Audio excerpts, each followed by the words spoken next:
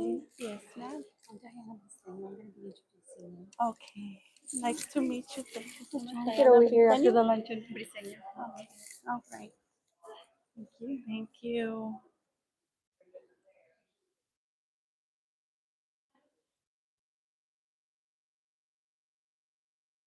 All right.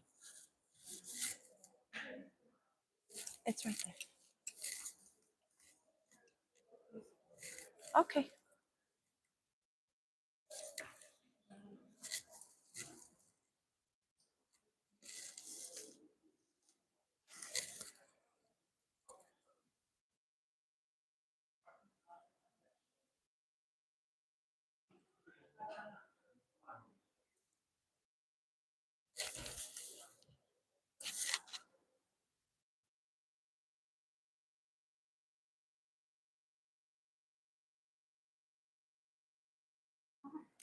All right.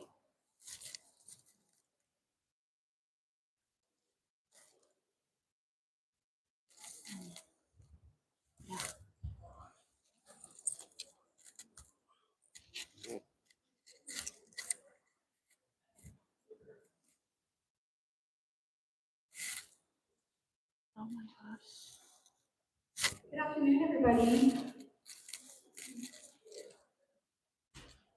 My name is Diana Briseño, and I am here to introduce our speaker for today, our trainer, Adelina Olivares. Thank you, Adelina, for being here.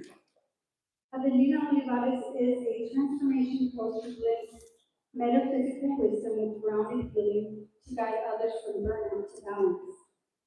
Known for her soulful approach, she helps caregivers and cycle breakers reclaim their energy, self-worth, and voice, proving you can pour into others without emptying yourself.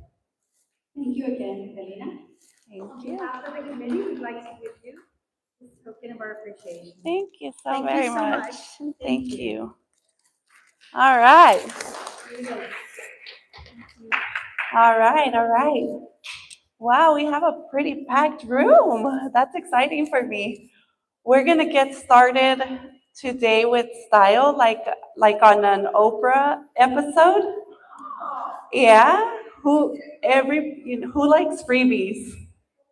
All right. Well, we got freebies. So again, let me see who likes freebies. Say me. All right. We're gonna go ahead and get started with you. You get an alignment. You get an alignment. You get an alignment. You know what? As a matter of fact, everybody gets an alignment. And don't worry if you're confused about all of that. It makes sense in my own head, okay? My name is Adelina Olivares. I'm the founder of Mindset Alchemy for You. And I couldn't be more honored and proud to be here. I've been in the recovery field since 2003. That's when my journey started. I worked out in El Paso with, yes, Aliviane. Anybody familiar with Aliviane here? El Paso, all right, well, Aliviane in the house. That's where I started. But addiction has actually impacted my life since I was a child. So I want to first start off by acknowledging that I believe everybody who's here is meant to be here. And all of you in this room have something in common. You saw the title of the workshop, and one of two words caught your attention. It was either burnout or balance. Yes? Yes. All right. So, well, that's because we all go through it. And everybody here is probably in a role where they're receiving or giving care. Yes? All right. Um, Before we move on with this beautiful workshop that I have in store for you, this is the sign-in sheet. We have evolved into technology, right? So if you guys can scan that and do me a favor and sign in, I would totally appreciate it. While you do that, I want to go ahead and say thank you to each of you here for being here. I would like to say thank you to my team, which as a new and upcoming business is my family, because they're voluntold and they're my biggest supporters and biggest fans. So Diamond is my daughter. She helps me with pretty much everything. And my husband, Juan, he supports me in all that I do. And we're going to get into how family and our circle is super important for us. So, all right.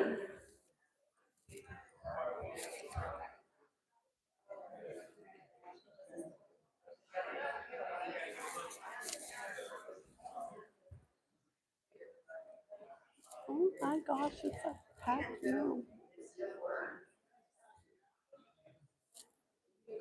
Oh, thank you.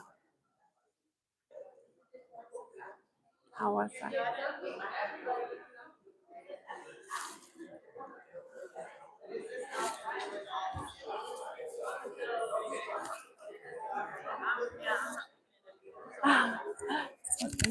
Let's see, maybe I can make this bigger. No.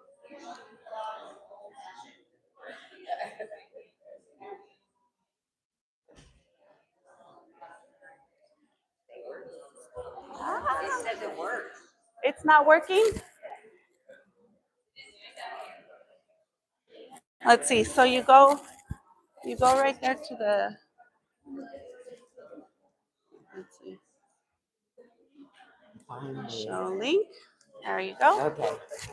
It's not.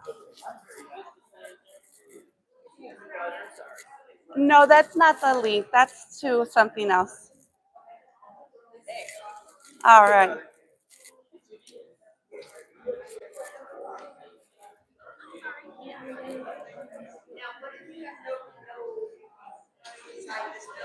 Oh, that's a good question.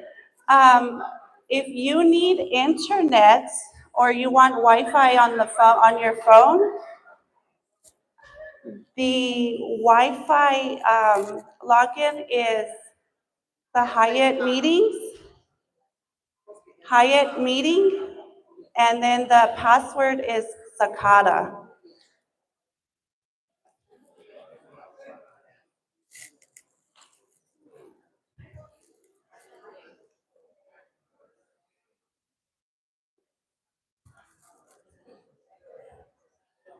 All right. Well, thank you guys for using the QR code to sign in.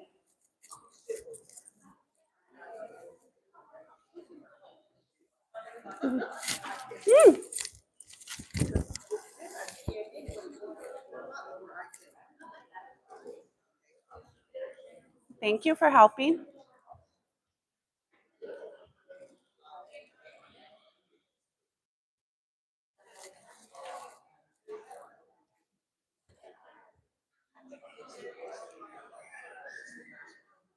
Sakata, Sacada. Yes.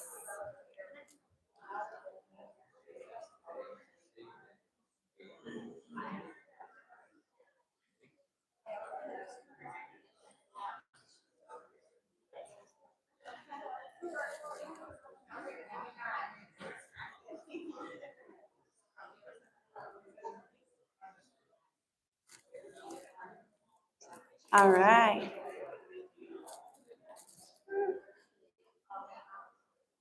So we had a few join us a little later than our opening. Who here wants to share with the newbies what we're getting as a freebie today?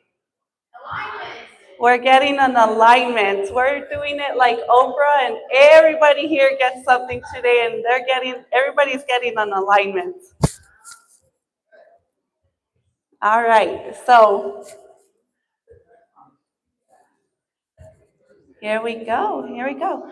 So let me share a little bit about myself because I believe that common ground is connection.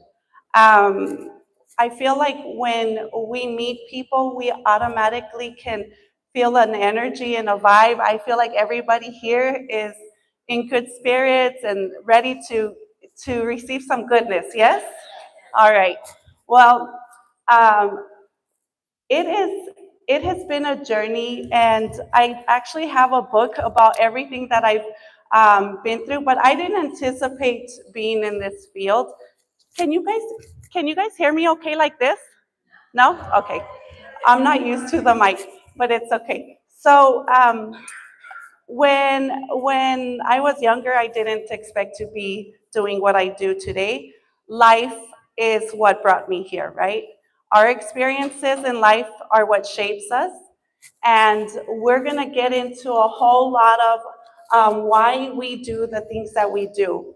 And everybody here today is doing magnificent in a sense where you have chosen to be one of the what I believe are 10 different types of people on this earth that are caregivers in one way or another, that shed love or spread love and shed light. And we really are here to serve. And we have these huge, huge hearts, right? And we want to save the whole world. But like we talked about a moment ago, we experience what we call burnout if we're not careful. And burnout, essentially, let me go ahead and get into the little slideshow here. Let's see.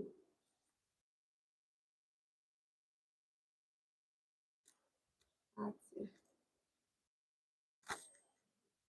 All right. You, who can read that for me?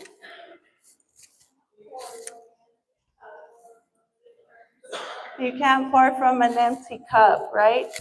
Take care of yourself. What's that last word? First. All right, so I'm a mom to 5 children, and I didn't have the easiest journey. I was a very young mom when I started off, and I was kind of shoved into adulthood when something very tragic happened in my life, and my mom switched roles with me. I didn't have that caregiver anymore. Um, I lost a brother, and the mom that used to show up for me with such a high spirit and so much energy to be such a great mom and love and pour into me was not there anymore because depression and pain took her away from me. And so, for as much as she wanted to love me and take care of me, she really couldn't because she was missing something inside, right? And I look back now and I feel like what she was missing was the pour back into her, right? She tried different avenues to get help and to find that peace and fill that void that she had inside, but it was a very, very long journey. And that's why, that's when my shove into adulthood started, right? I was only 14, turned 15 soon after that little tragedy. But from there, I struggled a lot in relationships, in finances, and addiction played a huge role in my parenting style and everything. So what I really want to share is that we have to take care of ourselves first in order to take care of others. And from the first time, my first child to my 5th, I used to say that my kids meant the world to me, that I would do anything and everything for them, that they were my main and first priority. Do we have any parents in the house? Okay, who can agree with me and say, like, my kids are my first priority, and I would do anything for them? Okay, has anybody ever asked you, would you live for your children? Would you be the best version of yourself for your children? Right? We tend to say we'll put them first, and we'll do anything for them. But a lot of times we forget that in order to do that, in order to do all of those things that we desire to do for others, we have to take care of ourselves. And so really quick, because the word that attracted a lot of us here today was burnout, in your little notepad section or notes area, would you write down for me what burnout looks like for you? What does it look like? How does it feel? When you say burnout, when you think burnout, how does that feel and what does it look like? So we'll take a little bit of time for you guys to do that.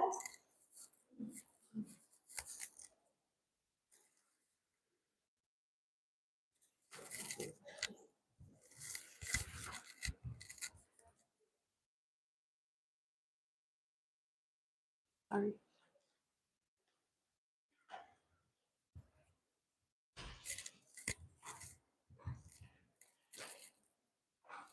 And we're going to share a lot here today, so let's not be so shy.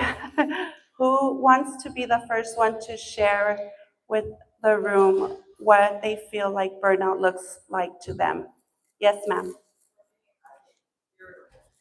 Irritable, negative, okay?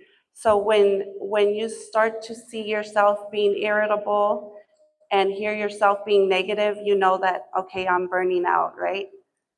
Anybody else? Thank you so much for that. Yes, ma'am.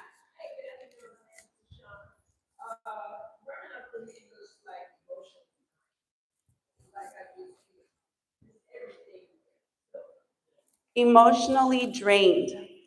Everything just, is it blah? Like I'm emotionally drained, I'm not feeling it, or I'm feeling it like everything around me? It's a lot. Okay.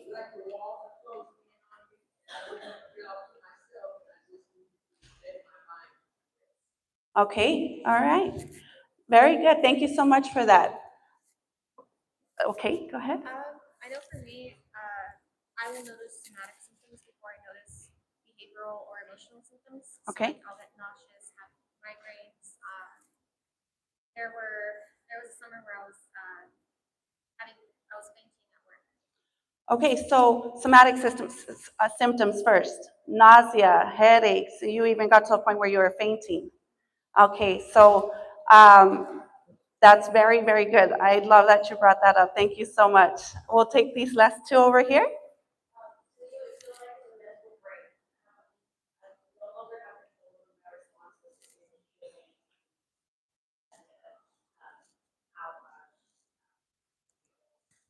Okay, so no longer having control of the reaction, right? We're outlashing. All right, good stuff. Thank you so much for sharing. Last one.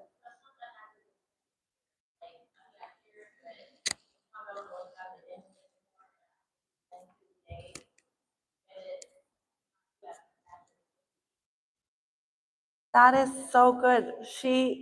I wanted to say you really hit on something that we're going to go deep into. She said, I have to pretend to care. Can anybody relate to that? Oh my gosh, yes. We can pretend to care. You guys heard the term masking, right? Okay, so that's what pretending to care is, right? Masking. And wow, how many of us do that on a daily basis? How many of us do it on a weekly? Maybe once in a while we catch ourselves forcing ourselves to kind of put a smile on. All right. Okay, so masking is huge. And all of you guys gave really wonderful responses. And the reason we want to know what burnout looks like and what it feels like is because the second word that probably attracted your attention to this workshop was what? Balance. Balance. And so now on your piece of paper, go ahead and write down, what does balance look like and how would it feel? How does it feel when you feel like you're in balance? or what would it feel like? Go ahead. And then we'll take a little couple of volunteers to share what does balance look like and feel like.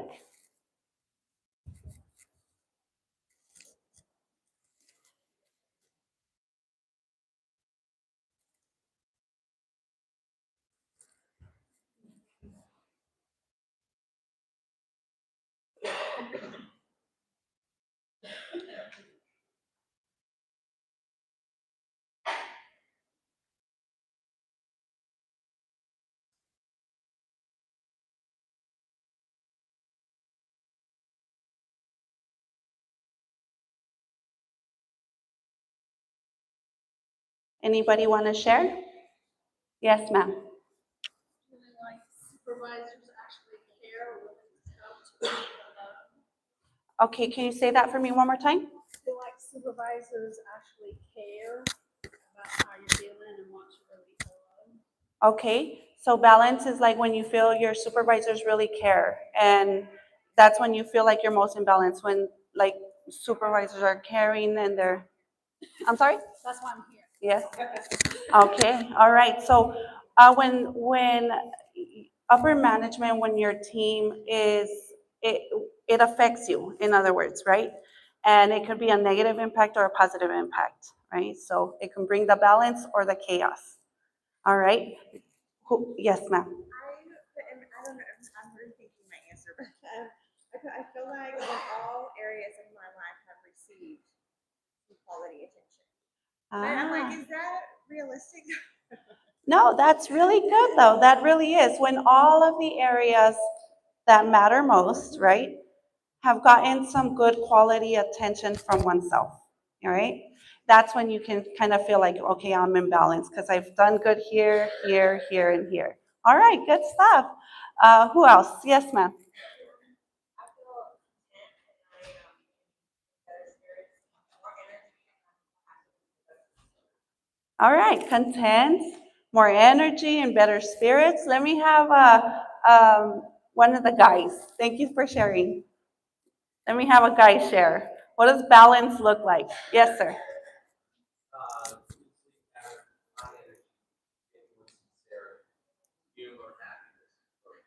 Humor, happiness, productivity, sincerity, right? Balance.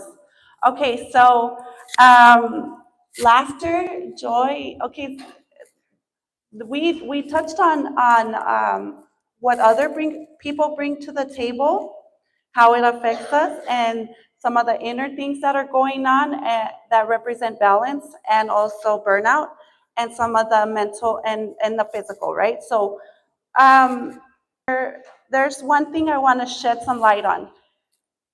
Everybody's going to experience balance differently, right? And everybody can experience burnout differently.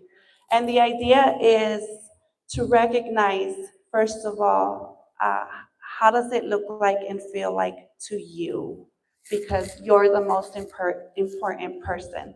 A lot of times we base it off of what we think because of what other people and how other people are, what they say and how they're feeling, and we're not other people, we're ourselves, right? And so recognizing what it looks like to you is so important, okay? All right, so we can't pour from an empty cup. My mama couldn't pour into me because she was on empty, right? And when I was going through my journey of motherhood, a lot of times I was running a million miles a minute on an empty tank because there was so much struggle, right? And so for as much as I wanted to show up for my kids, I really couldn't because I didn't know what it looked like and what it felt like to live life any differently. And what we don't know can hurt us, right? What we know helps us, but knowing is not understanding. Understanding is not applying. And applying is easier when you know, when you understand, And when you can experience, when you can connect, when you can see it, hear it, and be part of it. And that's how you can go from a life of chaos and burnout into a life of ease and balance. A lot of us, I don't think, for me, I didn't know what it looked like to live a happy, a healthy, a balanced, a wealthy life. I thought my life was normal. I thought it was normal to live in chaos. I thought it was normal to live in the struggle. And I think we've normalized burnout in the workplace. Yes, ma'am.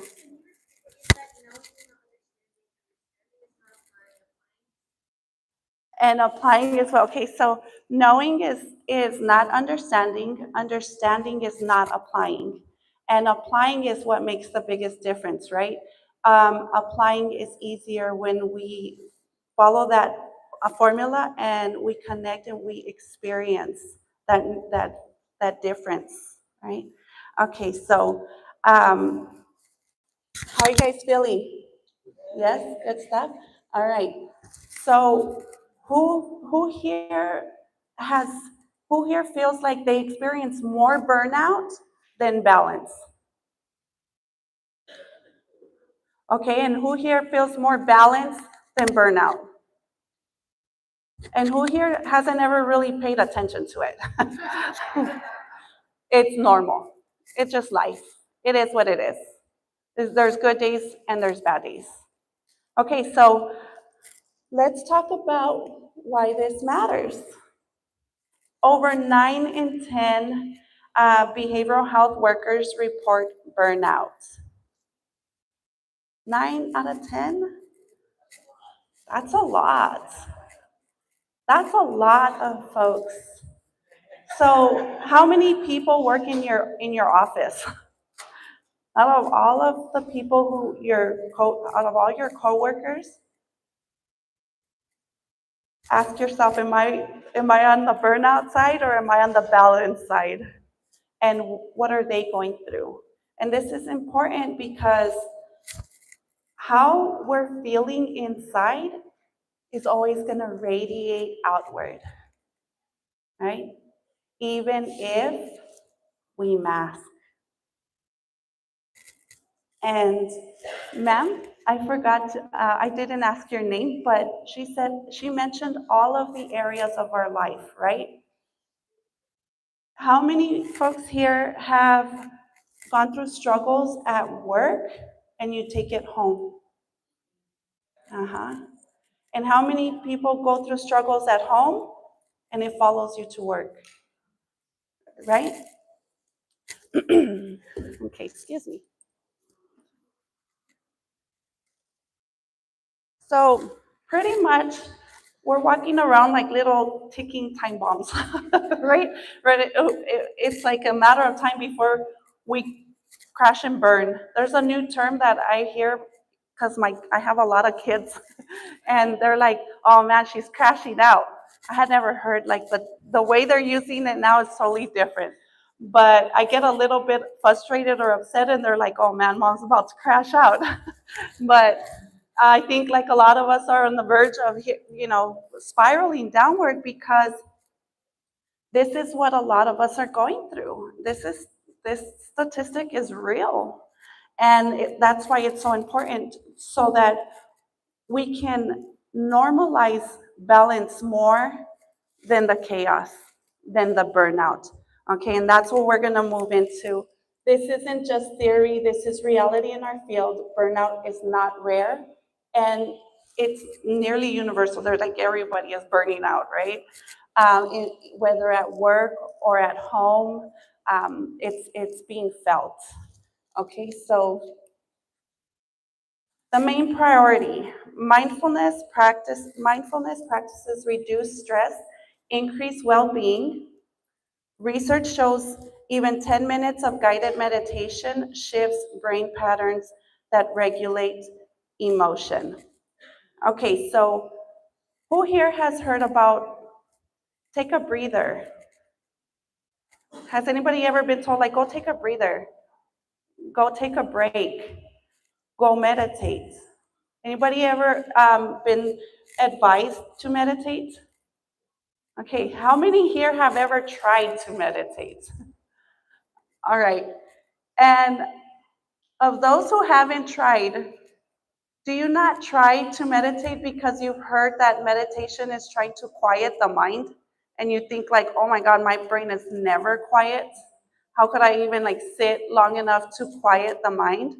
Okay, so things like this will trigger thoughts in our mind that will actually block us from doing something that's kind of healthy for us. Because right off the bat, we're like, no way, it won't work for me. I can't even still my mind. My brain doesn't stop rolling, right? But there's so many other methods that one can approach to help ease and regulate your emotional state. And so I'm gonna go here to my board and I'm gonna share a little something with you guys. We're gonna talk about, my language is a little different than like the medical language. And a lot of times I felt like nobody speaks my language, but here we go anyways, okay guys? We're gonna do a little crash course in universal laws and the recipe for results. And we'll tie back into everything so that it all makes sense, because like I said earlier, don't worry if you're confused, it makes sense in my head, okay?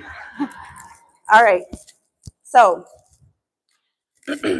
everything operates under law and order, okay?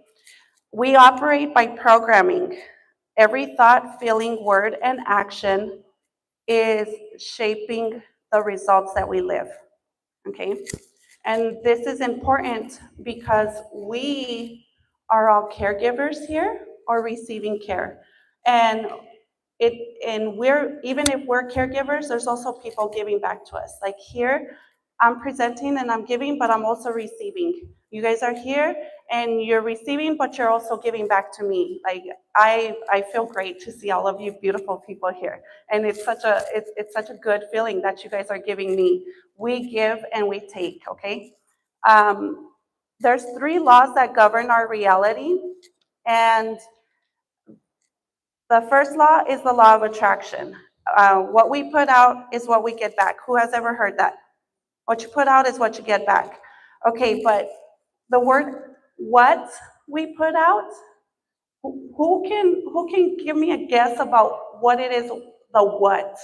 What we put out is what we get back. What's the what? I know for me, I'm a student, so like I'm always worried about finances. So my constant anxiety about finances, that fear of the, I forget the word all the time, but it's basically lack of resources, limited resources. That's what I'm putting out. And so all I'm seeing around me is how I don't have enough. Okay, so what you're putting out is a fear-based thought pattern, right? Like you're putting out fear of lack, not enough. And that's what she sees all around her. Who else wants to take a guess? And that was really good. Scarcity mindset, yes. Anybody else? What's a what that we put out? Vibration, energy, yes. Vibration and energy. Okay, so let's put it into a different language. So thoughts are energy that carry vibration. Emotions are energy that carry vibration. So thoughts and emotions, right? And then words, we put out words, right? Words are energy with vibration, and actions. We take actions. So I like to share a little story that when I was young and the way I was raised and what I learned, if I was walking down the hallway and a girl looked at me up and down, it would trigger a thought in my mind and an emotional reaction, and I'd be like, why is she looking at me like that, right? In my head, and then an action, I'd be like, what are you looking at? And then there would be a reaction from her, and then we would have a result, right? there would definitely be a result after that. So the what that we're putting out is not just one thing. It's a compilation of all of these things. It's our thoughts, feelings, words, and actions. And all of that is creating a result for us. And we're not just here creating by ourselves. We are co-creating with everybody around us. And so depending on the programming that one has, which is where everything is stored, right? Like this computer, it has a programming that says when I push A, there's gonna be an A, right? That pops up. It's programmed. Our programming is where everything that our thoughts, feelings, words, and actions are stored and how we operate. And so what we're putting out are those things, our thoughts, words, feelings, and actions, okay? The second law that governs our reality is the law of habits and hypnotic rhythm. Habits create momentum, repetition wires the brain. So how are habits formed? Okay, so what is addiction? Repetition, right? It's a habit. Okay, so habits are formed by doing, hearing, or seeing something done over and over and over. Okay, and is hypnotic rhythm is the process in which habits gain strength, and that creates our autopilot. Do you know that all of us are pretty much walking around on autopilot? Have you ever driven from your house to the store and you're like, wow, I don't even remember the trip over here? We're on autopilot, right? Well, I was on autopilot when that girl came in and passed me in the hall, and she did what she did, and I reacted the way it was an automatic reaction. I look back and I think about it, I'm like, why would I do that? Right? But you know why I did that? It's because of the programming. It's because of the programming that I was operating in, and I was in autopilot by this point. And so the third law that governs our reality is the law of alignment and compensation. Frequencies determine outcomes, and life pays back in alignment with energy. So what I was aligned with, okay, is this type of lifestyle. So think about a car. Who's ever had to get an alignment on their automobile? Why? How did you know the car needed an alignment? It was shaking, it was veering to one side, right? Okay, and when you're driving, you're on what? You're on a path, right? So you're on a path and your car starts to shake or starts to pull to one side, right? And what does it cause? It causes you to get off your path. It pulls you off your path, right? And it causes a reaction. It becomes something that you're living and experiencing, but it's not on your path, right? It created now you're like on a different road over here. Okay, so alignments are needed because when we're out of alignment, and we'll talk about that a little bit more in detail in just a moment, but when we're out of alignment, it's the things that are pulling us off our path, like burnout, stress, anxiety. It causes us to lose the momentum in the direction where we really want to be. So who here has ever used a GPS? All right. What is the purpose of a GPS? To get you from where you are to where you want to go, right? But it can only serve us if we know where we want to go, right?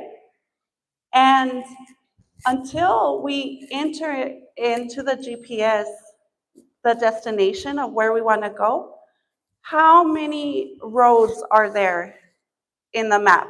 How many streets? How many paths are there? There's a ton of paths, right? And so if you're standing here and you don't know where you want to go, life can pull us in different directions, right? And once you put the path, the destination of where you want to go into the GPS, it creates what?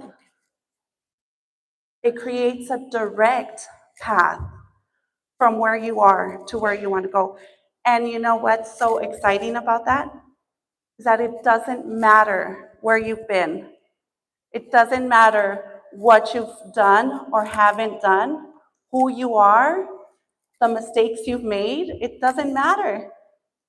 From where you're at, it will form a path directly to where you want to go, right? Now, let's say we set up a destination, right? And we're on this path, but we don't pay attention to our vehicle. It starts to get a little wobbly. It starts to make noises and pull off to the side, right? And now we're what? We're out of alignment. Our vehicle that's taking us to where we want to go isn't operating at its best because we haven't paid attention to it.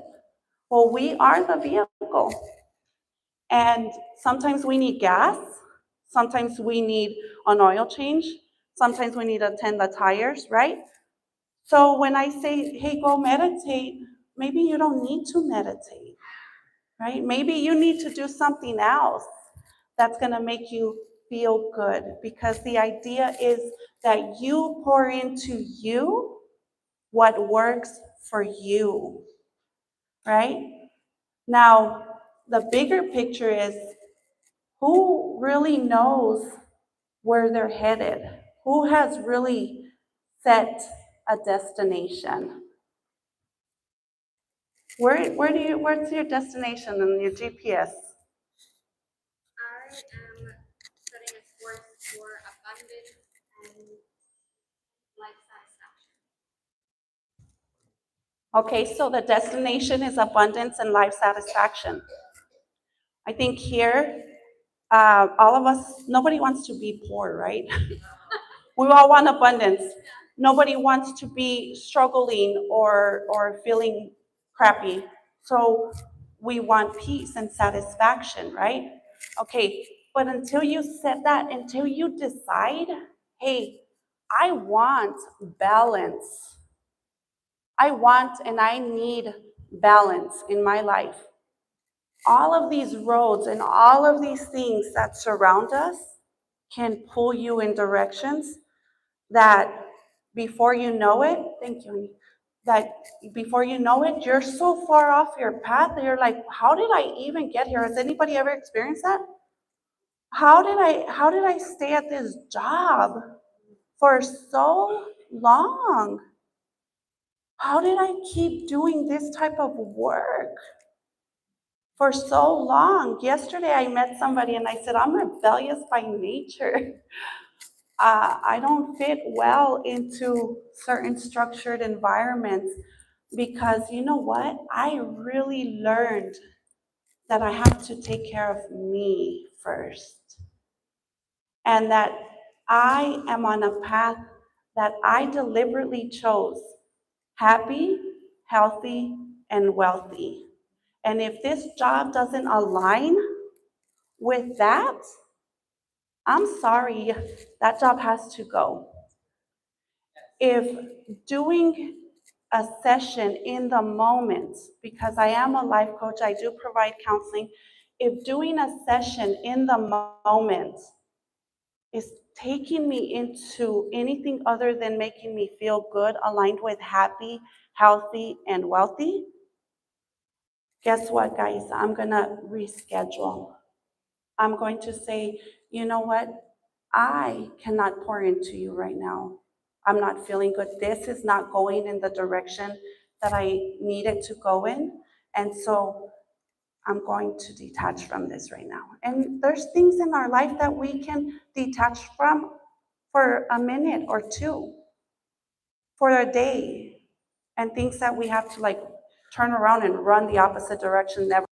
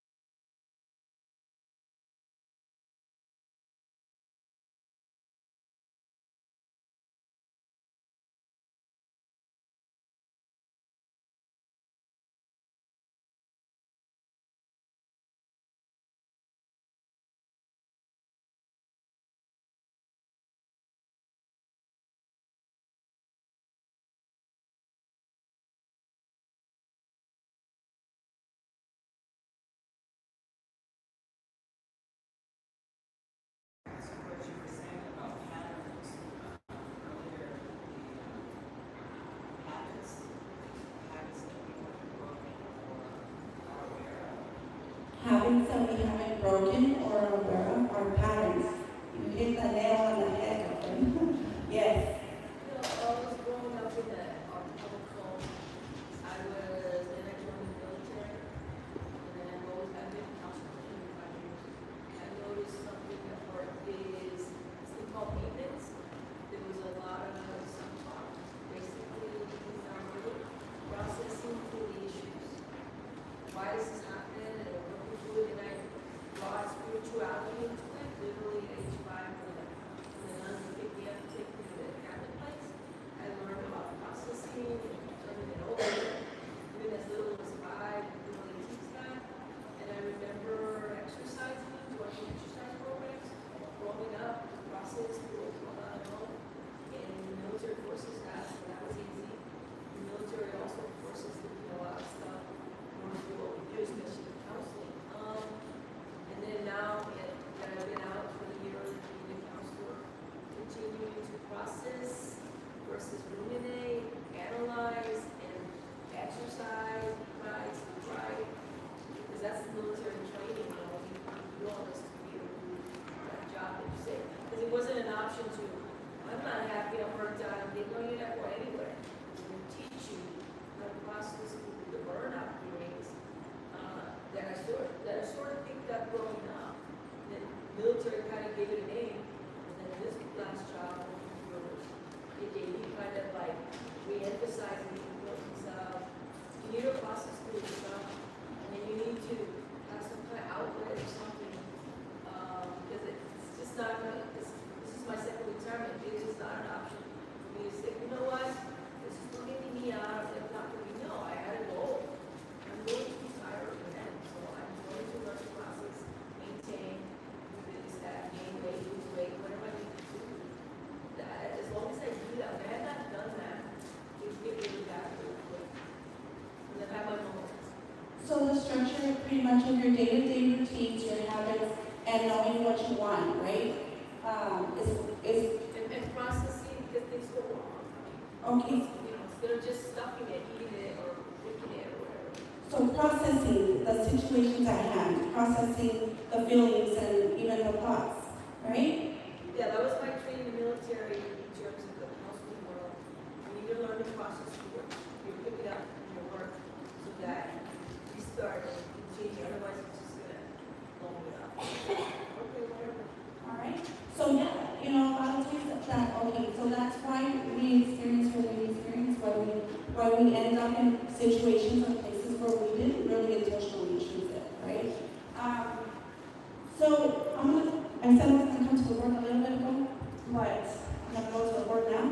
The recipe for results is your programming shapes your thoughts, feelings, words, and actions. Okay.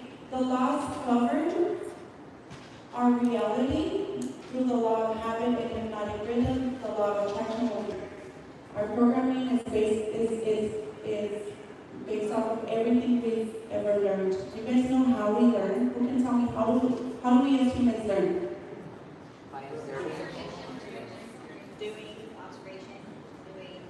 Yeah, observation, doing, watching, right? everybody here today is doing what? You guys can all see me? Listening. You can hear me? Senses. Five senses. Pretty much the five senses, but there's three factors that make up our learning pattern, our learning abilities. And it's seeing, hearing, and experiencing. Okay? So, now stay with me here, okay? How early do we see? In the womb. A baby can see in the womb, right? Well, you guys ever seen, what's the movie? Lucas talking? I'm gonna expose my age here. There's a clip where the baby goes like this in the womb and you can see his hand, right? And you guys ever heard somebody tell a pregnant woman, don't be mad, the baby can feel you. Don't cry, the baby can feel you, right? So, a feeling is experiencing something, right? And what about hearing? You ever heard somebody tell a pregnant woman, sing to your baby, talk to your baby, love your baby, don't cry, the baby can what?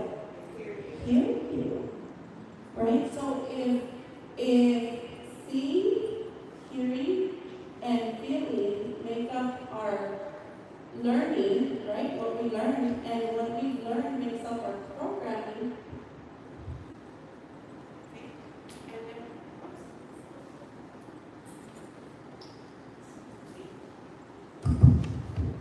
And then we have the law of habits, which says that once we hear, see, or feel something over and over again, we create a habit out of it. And then we have the law of hypnotic rhythm that says once you do things for a while, you're like on autopilot with it, right? Then our programming is responsible for all the results in our life, but all of this was governed by the law of habit and hypnotic rhythm, which we haven't even been paying attention to pretty much our whole life, right? Because did you guys choose to learn what you learned from your parents? No, they taught it to you on their own self, right? Did you choose, and did your clients, participants choose to learn how to react to certain experiences in life, like sadness or anger or rejection? No. We learned how to. I learned from my aunts that girls better not look at you up and down. And if they do, you better stand your ground. And you better let it be known, like, hey, excuse me, what's up, right? And here I am. I learned this by watching, and I was watching them. Why? Because, well, first of all, they were the only ones around me, and second of all, because I admired my aunts. I thought they were beautiful, and I have this thing where I'm like, I want to feel chimona just like my aunts, right? And the whole idea was like, I always want to be a chimona, and this is what chimona looks like. And so, I went through life reacting in this thought cycle, this emotional cycle, these word patterns and action patterns. And guess what happened? I got expelled. I couldn't even go to school in the entire city of Albuquerque. And you think that that was something I deliberately chose? You think it aligned with a vision of success when I was younger? And I didn't even envision success when I was younger. I didn't even think about success. I was just kind of going through the emotions of childhood. And I didn't know that, hey, you know what you're doing right now is setting you up to receive the results in your life that you're going to have later on, right? And so, if I don't know this and I think drinking is fun because I see my aunts do it, I think smoking is fun, I think partying is fun, I think this is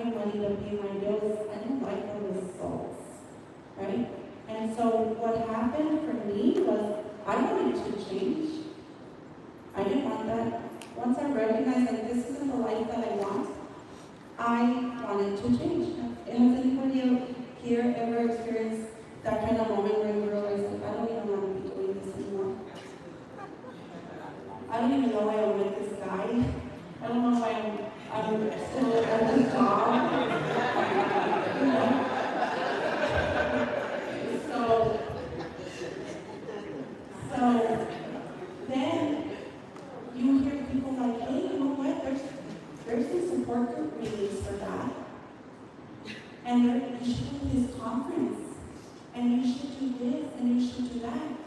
And I was like, okay, well, with whatever house you tell me to wear a crystal and pray and do all these things, let me do it, right? And I went to conferences and trainings and church, and I navigated so many different paths to try and be different, to try and change, right? And guess what?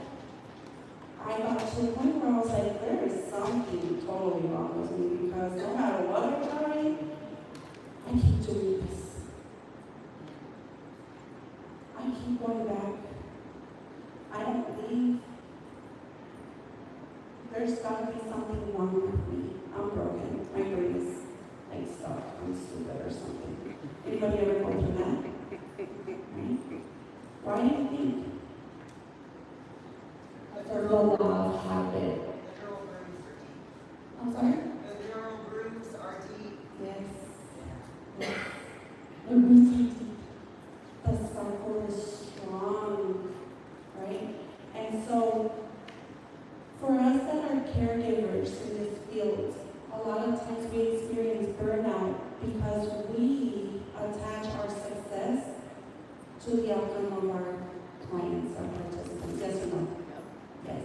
And when they're not doing good, how does that make us feel? Yeah. And then we feel like something's wrong with us too. Okay? But the reason I share this with you is because, for one, let's own our own, excuse my words, okay guys, let's own our own shit, okay? Because when we own it, we can what? We can transform it, right? We can change it. But, can we change anybody else? No. We cannot change anybody. We can't change our clients. What we can do is we can work on ourselves. We can prioritize our well-being. We can understand what we're doing and what results it's creating for us in our own life, right? And we can decide to be intentional with a destination, of a feel-good factor, of I'm gonna be a caregiver in this field. I'm gonna give to others, so I'm gonna prioritize myself and my well-being, because my job and my priority is to show up as best as I can for my participants, for my clients, for the people that I serve, right? And when you show up like that every day, in every session, and the outcome of the result is you show up like that, you can go home feeling good. That's not always the case. We show up like that, and then we let what they bring to the table take us off our path, out of our alignment with our feel good. You see, we're only in charge of us, right? And when we co-create with other people and we allow the results to come from them too, it can throw us off. So what do you think we need to do? Boundaries. We need to understand, you know what? They are operating in a programming that is not of my making. I didn't do this to them.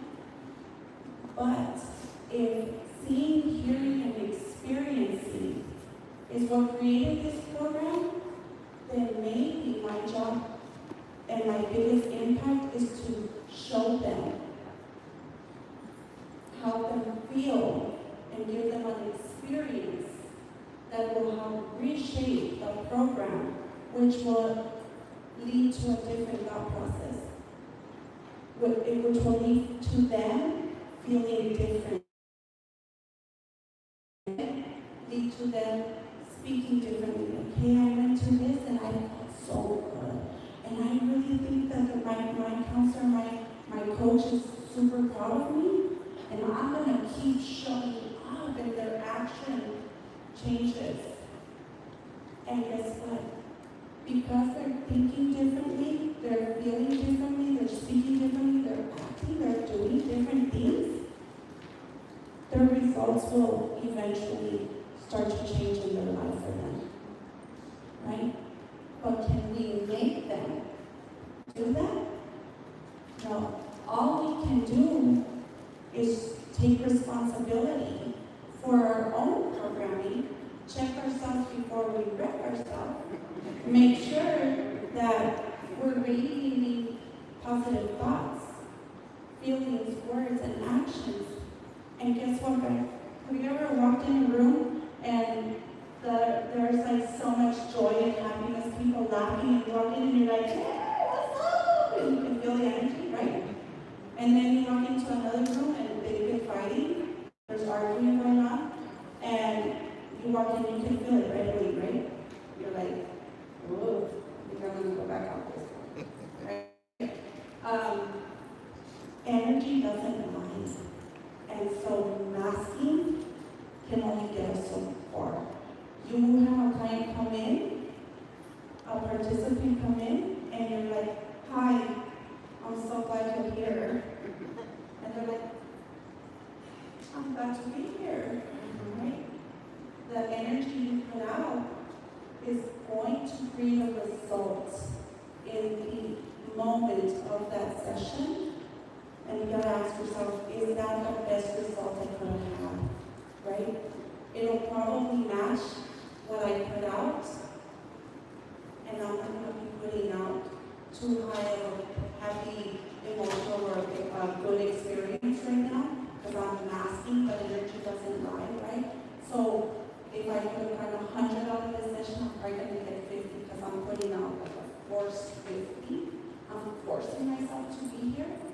And the results is not going to be something that you really would choose intentionally, right? And so what do you think is better? What would be better is let me go ahead and detach. Let me tell my participant and my client, hey, you know what? I'm going to take a little potty break. I'll be right back. And I'm going to share with you what I do, what helps me, okay? I have a social media platform that is dedicated to nothing but jokes and funny things. And when I don't feel good and I recognize that I'm not in a good place right now, I'm really just low, I will go to that news feed or to that feed. And after a few seconds of watching these videos of people like falling all over the place, don't judge me. I'm like cracking up, and I'm in the bathroom by myself just laughing, right? But what I did was I detached from the emotional state and from what I was thinking about that had me in that emotional state. I detached from it, and I took a breather, and then I went back. I'm like, all right, we're good to go. Let's take care of this, right? And now I'm in it totally different. And it took me a minute or 2 minutes, but sometimes it's not that quick, right? Sometimes we gotta say, you know what, I'm gonna need to reschedule. I'm not feeling good, and if you feel like you need to see somebody right now, don't we have teammates and coworkers that we're supposed to be able to say, hey, great, I'm not feeling good? Isn't that like part of the workspace that we're supposed to be in? It's not always the case, but shouldn't it be like that? That's true. And why is that? Because of people. So that's why this matters.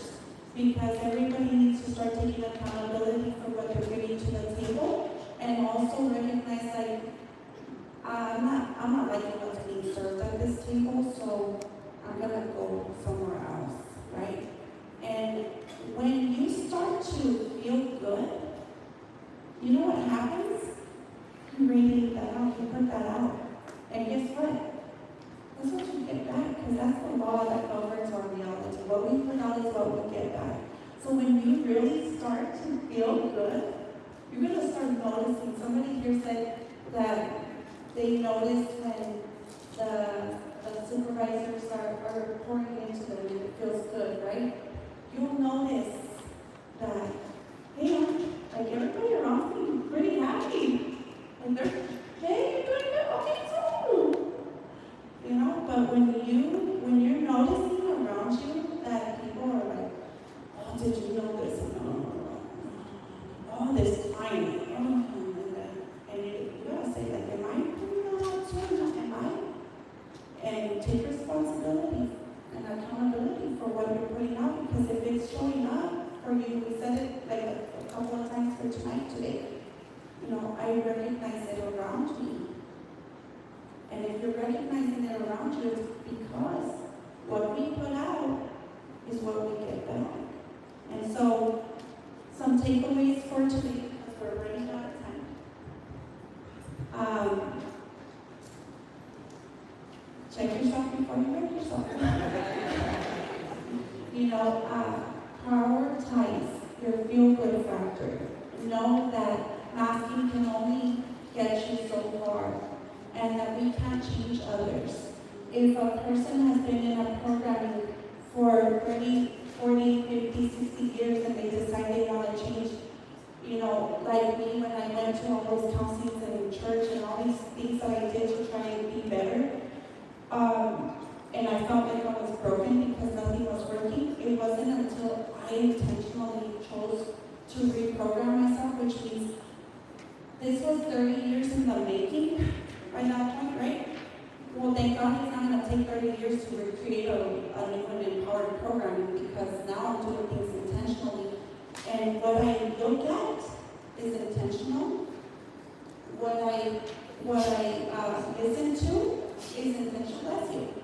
What I listen to is intentional, and where I place myself is totally intentional, right? Because you know what? This is what I learned over here, and these are the results that being on that path got me. And that's not the destination I chose for myself. And I'm gonna choose my life from now on. You know, I didn't choose my programming, but I'm gonna choose my programming now.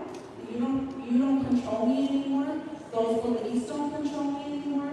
That idea doesn't control me anymore. Like, I'm choosing my own programming. And from here on out, my happiness, my health, and my wealth, my feel-good factor are my top priority, because I know that what I put out is what I get back.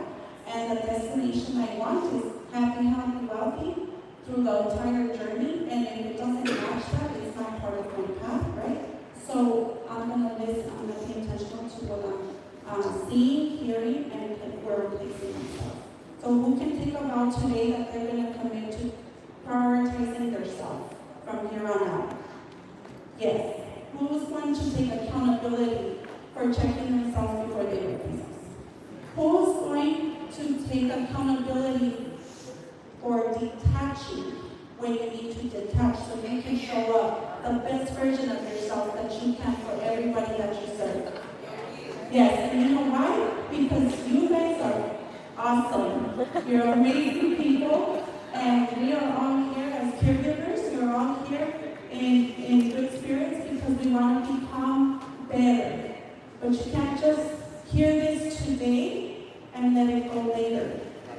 Because the law of habits is governing our entire reality at every moment. And so when people slip, when you slip, remember, this habit just hasn't gained enough strength, it hasn't gained enough momentum, but I'm on this path now. And I just gotta keep going with it, keep going with it, keep going. It's not that it's broken, it's not that it's not gonna work. It's gonna work. I'm just growing into it. Like the little seed that was planted in the ground, it had to form roots first, and then it had to be in that dark place for a while until they grew the strength to kind of pop out and start to show a little tree, branches and leaves, and then you got fruit.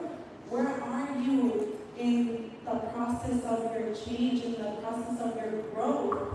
Don't cut yourself short when you're in the root stage. Don't give up on yourself when you're trying to do things differently to be at the destination, the journey that you want to be on, just because you're in the dark. Sometimes we gotta go through that moment so that we can sprout up, right? And guess what? When you're in that moment, in the ground, in the dark, and it's lonely down there, nobody sees that. Nobody sees the roots that are growing in the ground. And when you say, I'm gonna change, I'm gonna do things different, and you go and you're like all hyped up about it because you know in your own head that it makes sense, everybody everybody around you might look at you like, yeah, right. Sure. Oh, and look at you, you've been doing that for how long and you're still doing. Don't ever let that stop you. Just know, you know what, my fruit is coming. I'm in the growth process. And you ain't gonna come and rob me of my results. You're not gonna come and rob me of being the best version of myself. You're not gonna come and rob me of showing up differently with intention for the people that I serve. And I might not be that person fully, but I'm becoming that person.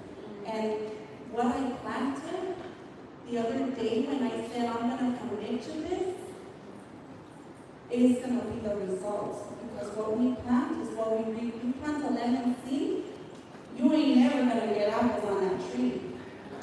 You're gonna get lemons. So plant today what you want and give yourself the time you need to grow into that. You never doubt that that is who you are and what you can have. And the same goes for our participants and for the people we serve. Where are they at? And how can I help them grow? Do they need a little bit of water? Do they need a little bit of protection? What do they need and how can I help them grow? And remind them that, hey, you planted sobriety today, which means today I'm sober and I'm a sober person. And I'm going to walk sobriety because the result is sobriety. You can't plant addiction today, have a mindset of addiction, I'm an addict, and expect sobriety. You gotta know your participants are clients. We have to know I am the thing that I plan to be. And that is gonna be the result because right, that's the way it's supposed to be. What I plant is what I reap, okay? I planted today and nothing's gonna stop that from taking its form. Anybody here today learn something new?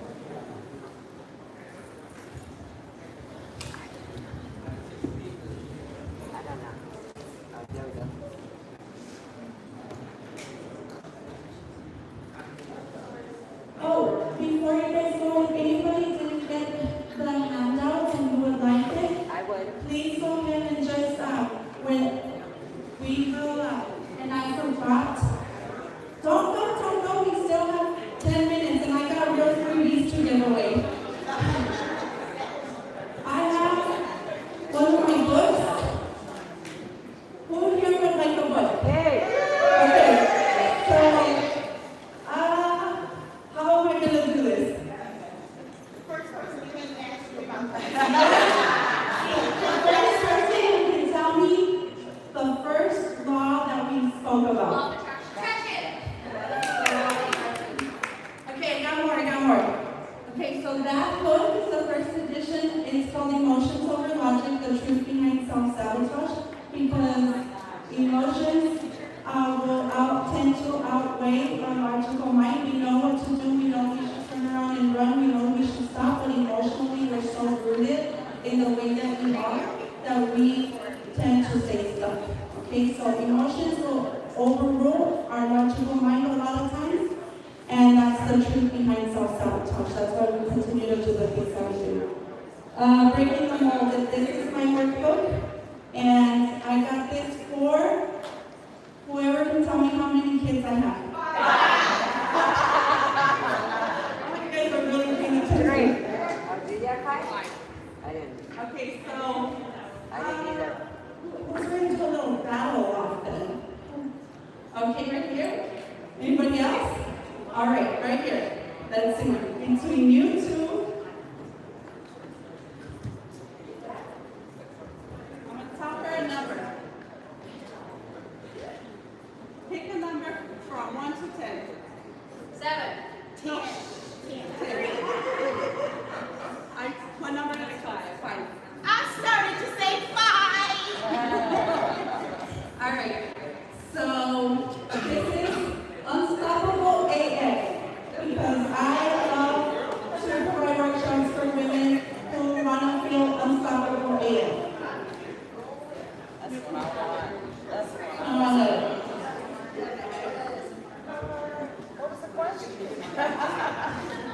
All of my books and everything are on Amazon place. I'm not holding them the same. And I have one more. This one is the updated version of Emotions Over Logic. And so, in the back. Go ahead and come on in. I really appreciate you guys. I have so much faith that all of you are going to stay accountable and committed to who? To yourself.